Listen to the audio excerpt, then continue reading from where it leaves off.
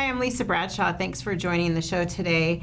A lot of the story ideas I get for the show come from things I see on social media, and I've had this guest on the show before, but what I'm always most impressed by is the people who not only like, share, and comment on the posts that Chelsea shares, but also how they go about helping support this cause. So I wanted to have you back here again this year. This is Chelsea Lanker. She is the founder of Stuff-A-Sackpack. Yes. Stuff-A-Sackpack. Yes, Stuff-A-Sackpack. I added an A there. That's okay. And this has been 6 years in the making, Yes. so congratulations. Thank you. So tell me from the beginning, for people who aren't familiar with Stuff-A-Sackpack, obviously you saw that there was a need, but thinking, I think we need to help homeless teens, and we'll get to that definition a little later, to actually making something, to bringing it to fruition. That's a whole other thing. So let's just talk a little bit about that.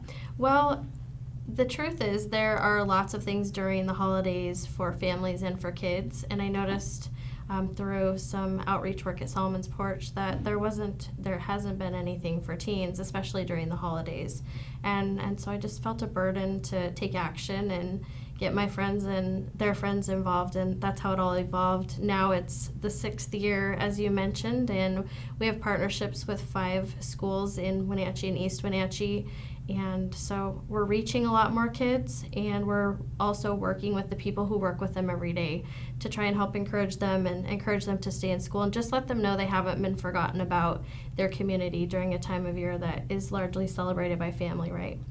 So let's talk about then when we talk about the Stuff-A-Sackpack, it's geared toward teens. Yes. And that's a general term, teens, because it depends, it's not based on a grade of school or anything like that. Right. And they are at risk, they're high risk, they're at risk, they're in need, or they're homeless. And so a lot of times when we talk on the show about homeless anyone, the definition of homeless in our minds is different than the actual legal even definition. Right. So what is the definition of homeless as it's known these days? Right. So thanks for asking that question. It's great to have the opportunity to address that because we don't want to mislead anybody. But the way that it works in Washington State is the school districts use what's called the McKinney-Vento Federal Act. And the McKinney-Vento Federal Act is what the schools use to designate students who come in who have barriers to housing and a stable living environment outside of school. So in effect, what the McKinney-Vento Act does is it broadens the definition of homelessness.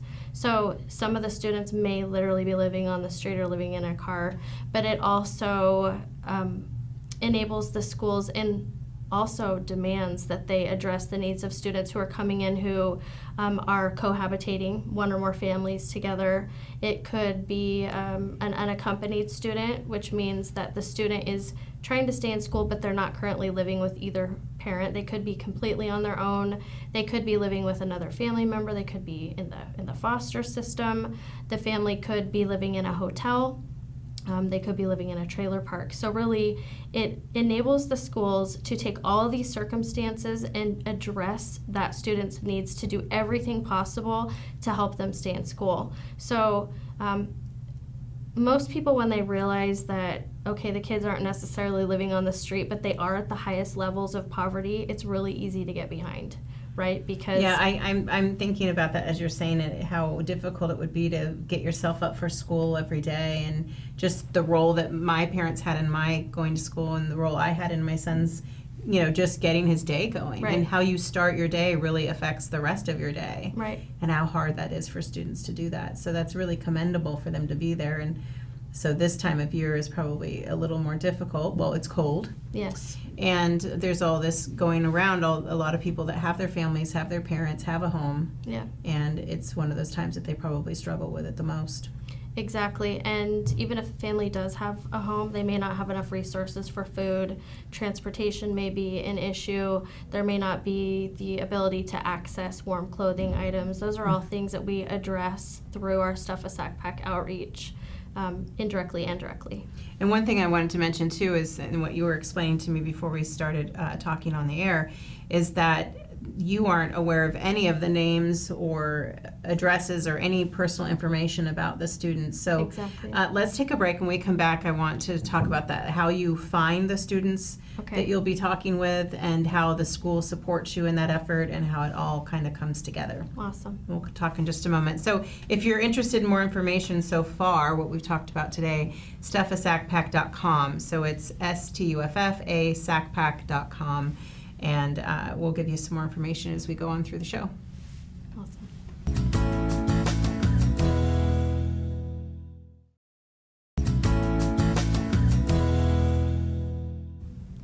Hi, I'm Lisa Bradshaw. Thanks for joining the show. We've been talking with Chelsea Lanker. She is the founder of Stuff-A-Sackpack. You can find out information about the program that she founded 6 years ago at Stuff-A-Sackpack.com. Thanks for being here again this year. Thank you. You're welcome every year, by the way. Thank you. And any other time you have something you want to share. We're going to get to some of the needs you have for the program, but I first wanted to also address the changes you've seen over the last 6 years. You started this 6 years ago. You saw a need for students who were homeless or at risk. Now there's a real definition of that and who can be helped through the schools. So how does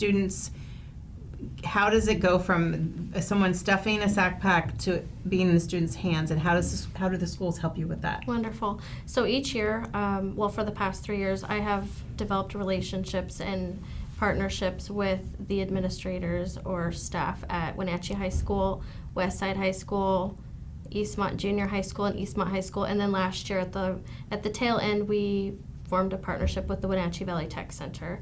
So what that looks like is I make contact with them in the late fall to find out what their numbers are looking like, how many McKinney-Vento homeless students they have, how many high-risk students they have, and how many kids in need. So in effect, each school submits a number of sack packs that they would like to distribute based on the relationships and the inside information they have about those students at the school. I have a question. So when they have that list compiled year-round for other needs that need to be met for these students. Yes. It's not done just for your Exactly. program, but there are other things in place for the students throughout the year. Yes. Okay. Mhm.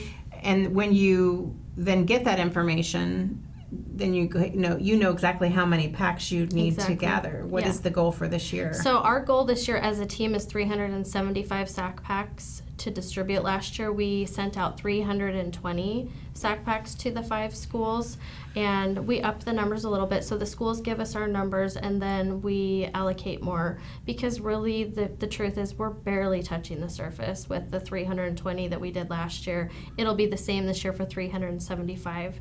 For 2019, the 5 schools collectively have 212 homeless students. Again, students that meet that definition of McKinney-Vento. So the 212 out of the 375 will go to kids who are, sharing housing or on the streets or couch surfing or without their parents.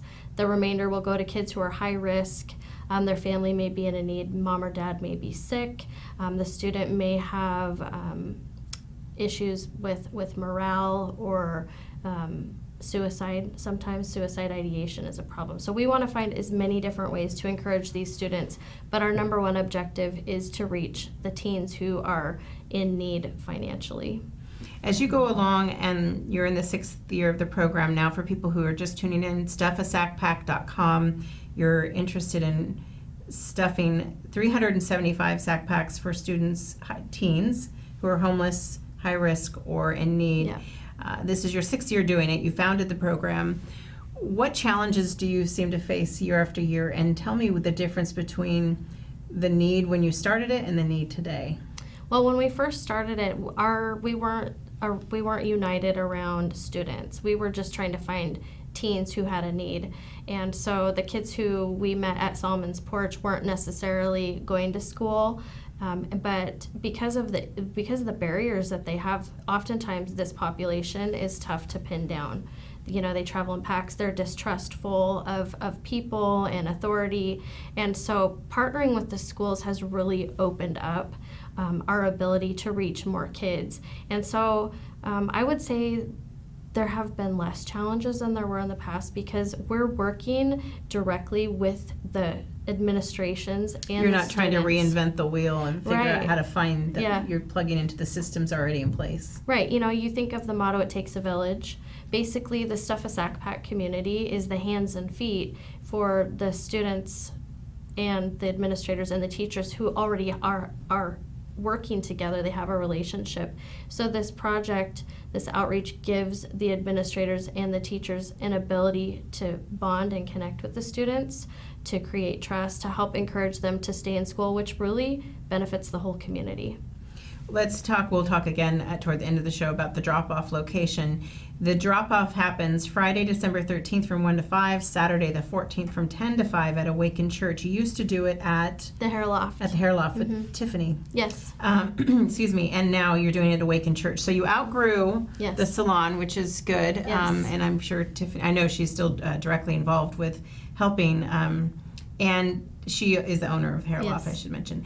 And you're also seeking corporate sponsors. Yes. So the sponsorship is $500, and there's a number of things that come with that sponsorship. But really, the businesses in our community, I've found that they're very giving.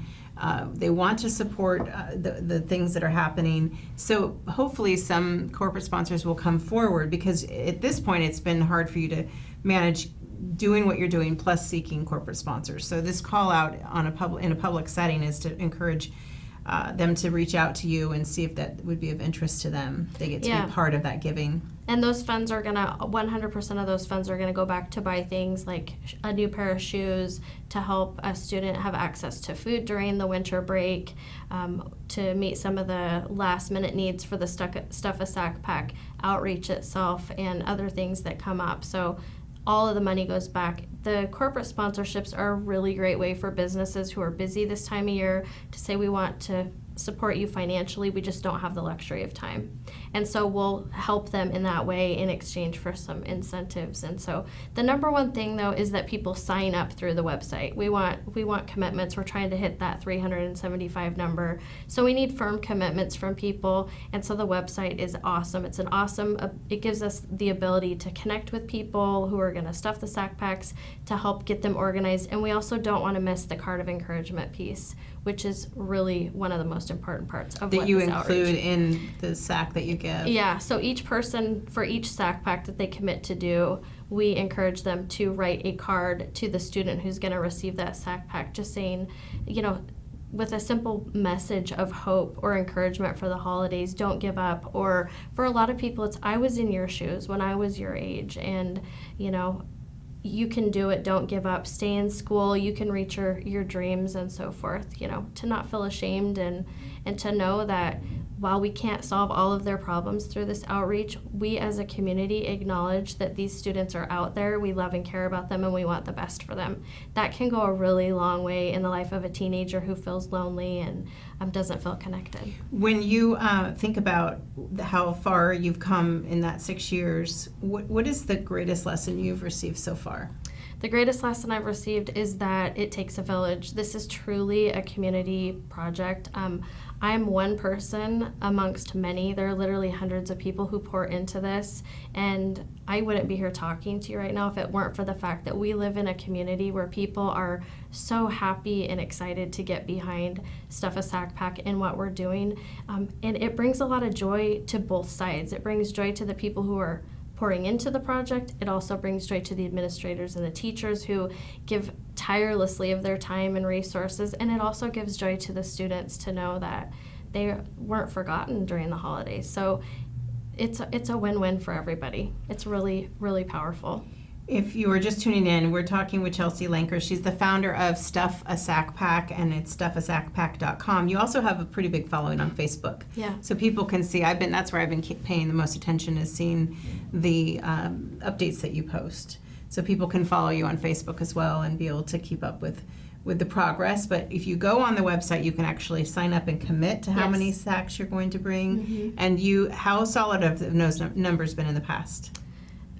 Usually people say they're going to do it, they do it? Yeah, less than 5%. Oh, good. Of people that sign up don't Okay. complete their commitment. So, and again, it's a lot of times it's people who know each other. So it's people I know and people that they know.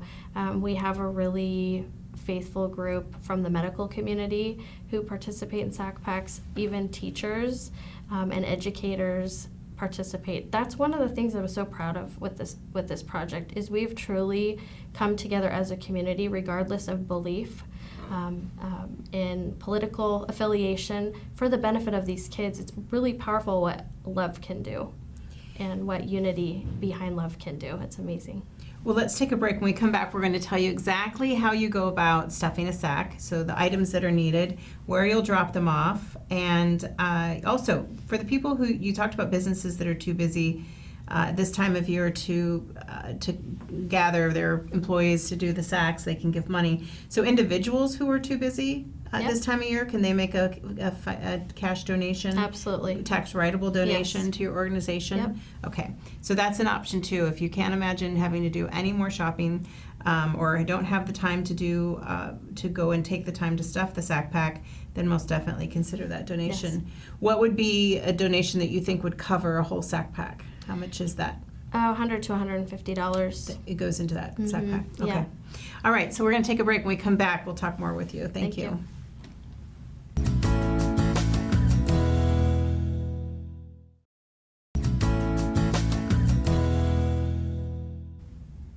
Hi, I'm Lisa Bradshaw, back on the show today. We're talking with Chelsea Lanker. She's the founder of Stuff-A-Sackpack. You can find out more information and make a commitment of a donation of a sack pack at Stuff-A-Sackpack.com. Say that a whole bunch of times fast. You're the founder of this organization, this program, 6 years now, and it's grown by leaps and bounds. Yeah. And now we're going to let you know what is exactly needed to fill a sack pack. So let's go down the list here of the items that you're looking for the teens that you serve. Perfect. So the number one thing is the sack pack. We want folks to buy a quality sack pack because they're... So like a backpack? Like a school backpack? Or? No, sack packs are, the cinch pack backpacks yes. that athletes often use. Mhm. They're a really discreet way for us to give these sack packs to the students, so there's no fear of shame for the kids who are receiving them. They're also practical after the fact, easy to carry around. So a quality sack pack, we recommend $8 to $20 sack packs so they can be reused. And then it's up to the person who's stuffing that sack pack. Who do they want to stuff a sack pack for? Do they want to do for a teen girl, a teen boy, or a specialty sack pack? And then they go out and they buy a combination of fun, practical, and shelf-stable edible snacks.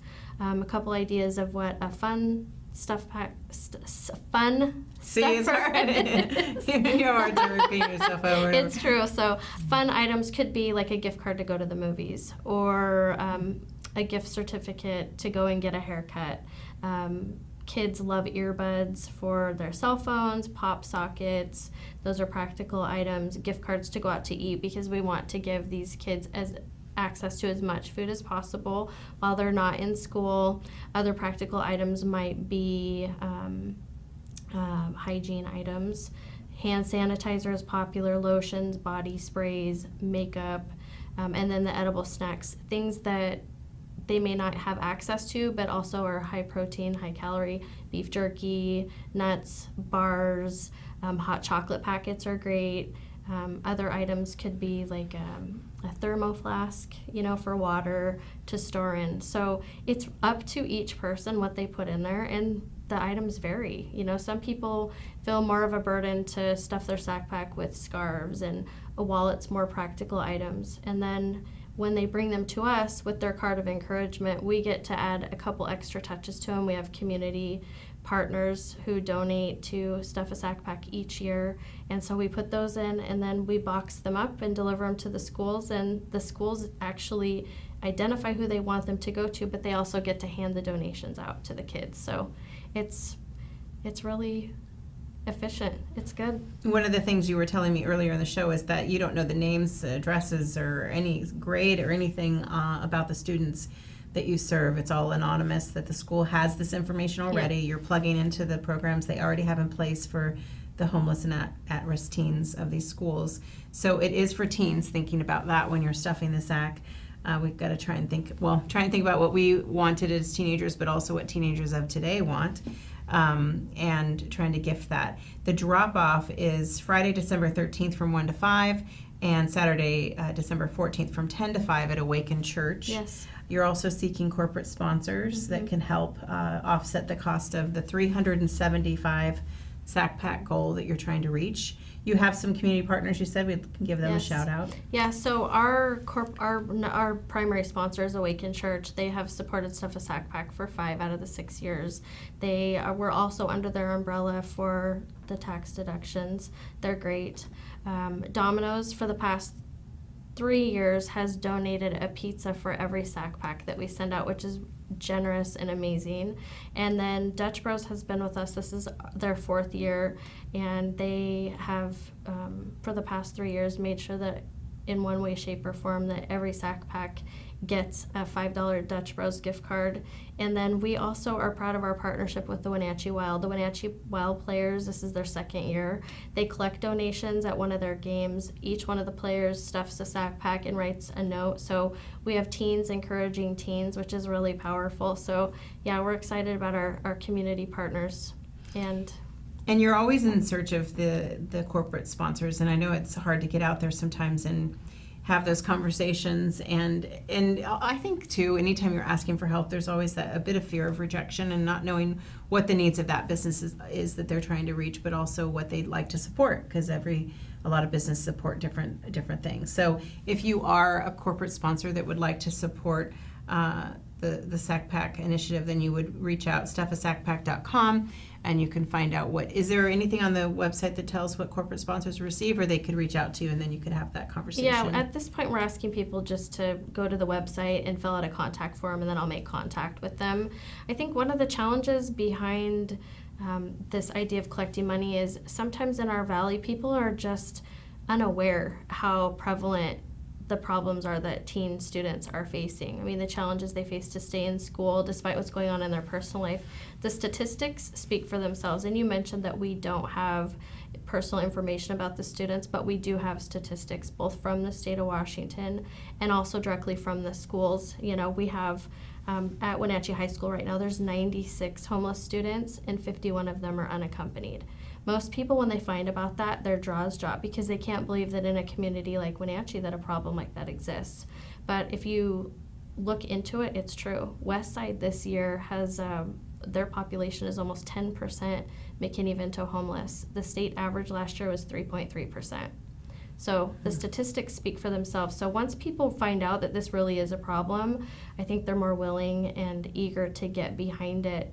And so we want to work with businesses who don't have that time, but who want to pour into the kids while they're in school, while we still have the ability to make a difference. Because you were saying earlier how sometimes in the beginning when you were doing this, it was hard to reach the kids because some of them aren't in school. Yeah. And some of them, like you say, they stick together. They're untrusting. They don't really want to. They're probably prideful too. They don't want to take stuff for free, but you've given them an opportunity to do that anonymously, which is important. But I just wanted to say again, if you have any questions about how to stuff a sack pack, you can visit Stuff-A-Sackpack.com. Friday, December 13th is the drop-off from 1 to 5. Saturday, December 14th from 10 to 5 at Awaken Church. Last year you met 71% of the criteria of homeless teens, so I hope you can get closer to that 100% this year. Yeah, 71% of our sack packs last year went to kids that are categorically homeless. I mean, we are truly helping the kids who need help. Thank you so much. Yeah, thank you. Thanks for being here. Yeah.